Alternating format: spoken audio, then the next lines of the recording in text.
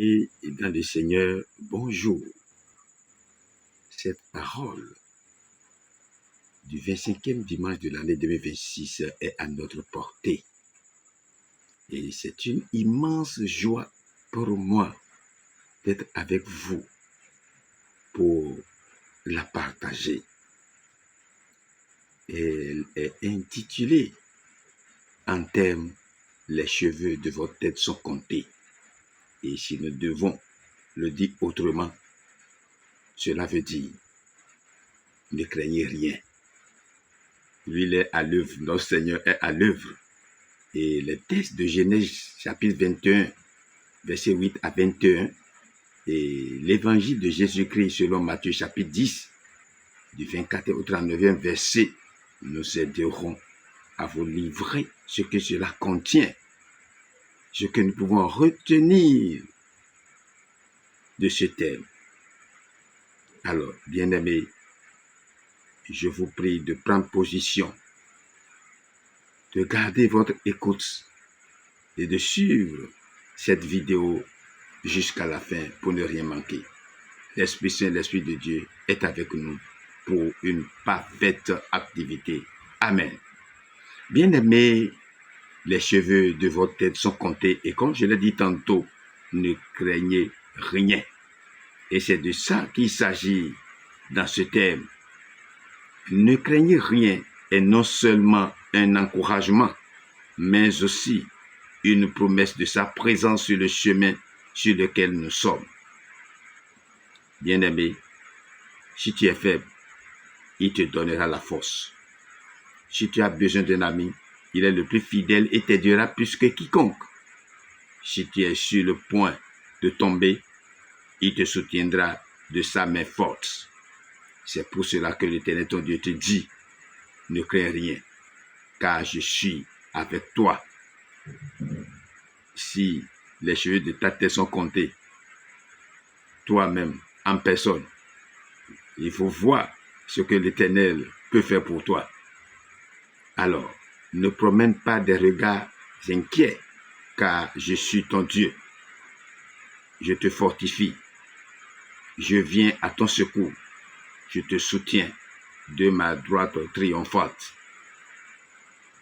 Ésaïe, chapitre 41, verset 10.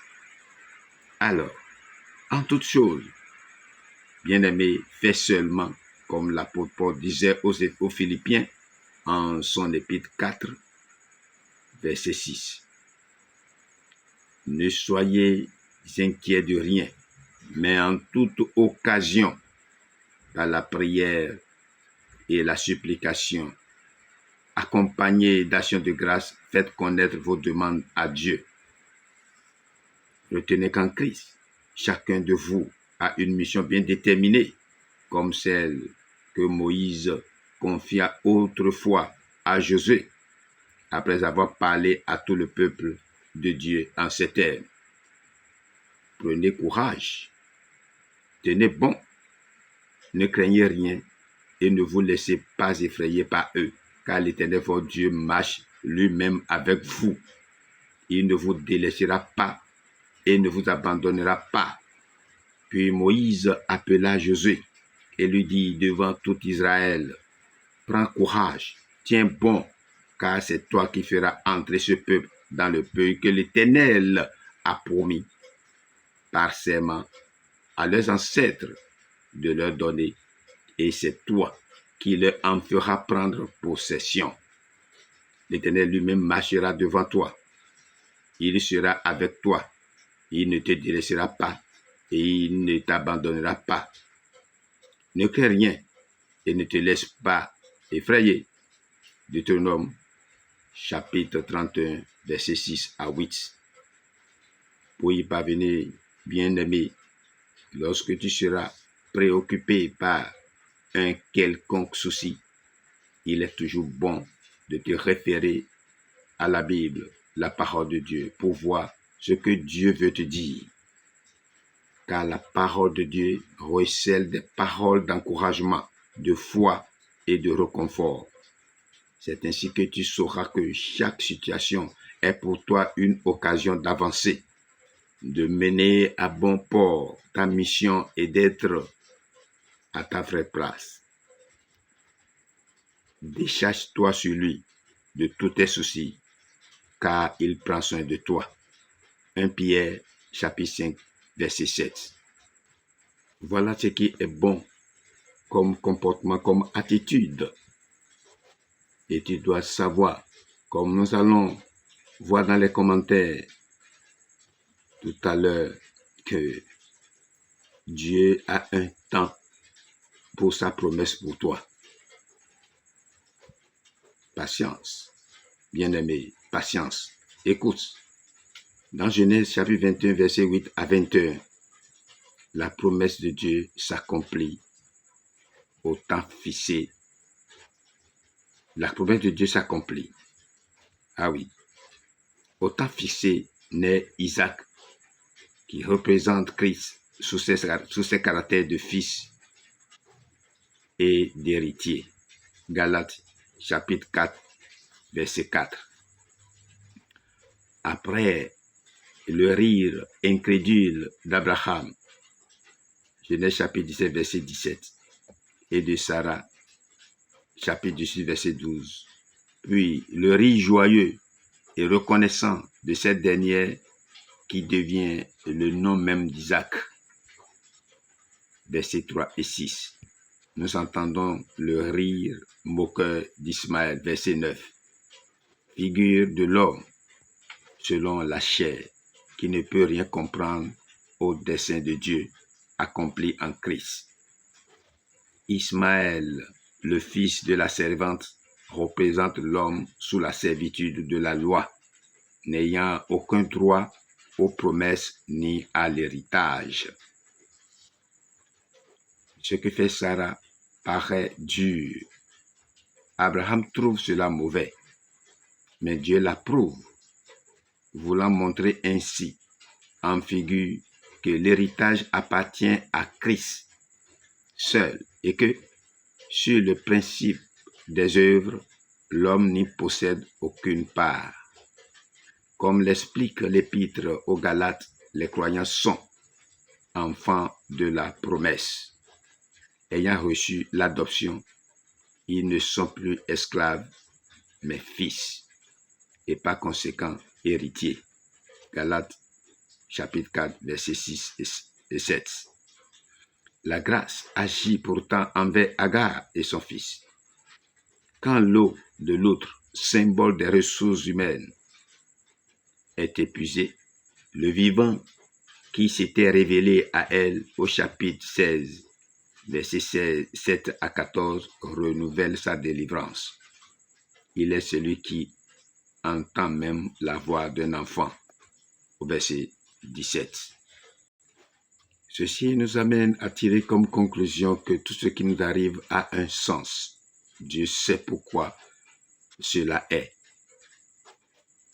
Et nous verrons dans Matthieu chapitre 10, versets 24 à 39, ce qui nous attend sur le chemin et le comportement, l'attitude à adopter.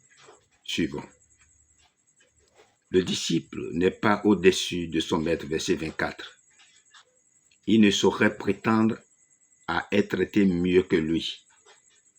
Qu'il soit chrétien ou juif au temps de l'affliction, le vrai disciple peut donc s'attendre à rencontrer de la part d'un monde injuste et méchant une opposition semblable à celle qu'a rencontrée Jésus.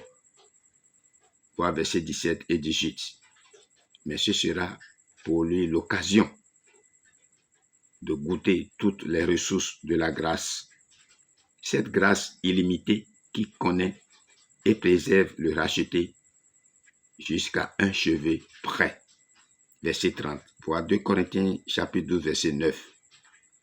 Ce n'est pas seulement la haine du monde qui atteint le croyant fidèle, mais il a fréquemment affaire à l'hostilité de sa propre famille. Verset 36. Qui ne se décourage pas, le Seigneur a expressément annoncé qu'il en sera ainsi. Et il a aussi prévu des ressources pour son cas. Prendre sa croix, c'est porter le signe distinctif des condamnés à mort. Autrement dit, c'est montrer qu'on en a fini avec les plaisirs du monde, qu'on a fait abandon de sa volonté personnelle. À vue humaine, cela revient à perdre sa vie. Non, affirme le maître, c'est au contraire la seule manière de la gagner. Mais encore, faut-il que ce soit pour un motif essentiel. À cause de moi, précise le Seigneur Jésus, 2 Corinthiens, chapitre 5, versets 14 et 15. Oui, bien-aimé, à cause du Seigneur, tout ce que tu fais ici-bas, que cela soit à cause de ton Seigneur Jésus-Christ, et tu as gagné. Si cela peut en être ainsi, c'est terminé. C'est pourquoi ce cantique vous interpelle et nous fortifie. Vous, groupe de chérubins, pour ainsi dire, vous, groupe de chrétiens, n'ayez peur aucune. N'ayez peur aucunement. C'est le Seigneur qui nous a confié la mission. Il est avec nous et il y sera toujours. Même si le monde se moque de nous, avançons seulement, faisons comme Néhémie qui dit, mettons-nous au travail. Ne les regardez pas, le succès viendra d'en haut. Bien-aimés, c'est sur ces mots que je te souhaite une parfaite méditation de la parole et te demande de partager autant que faire se peut. La bénédiction sera à toi dans le nom de Jésus-Christ. Amen. Je vous souhaite une très bonne réception et à bientôt pour des activités à venir. Votre bien-aimé, Seigneur Sénédan Apôtre Mungbo Denakbo Ignace des Églises des Chérubins Séraphins. À bientôt.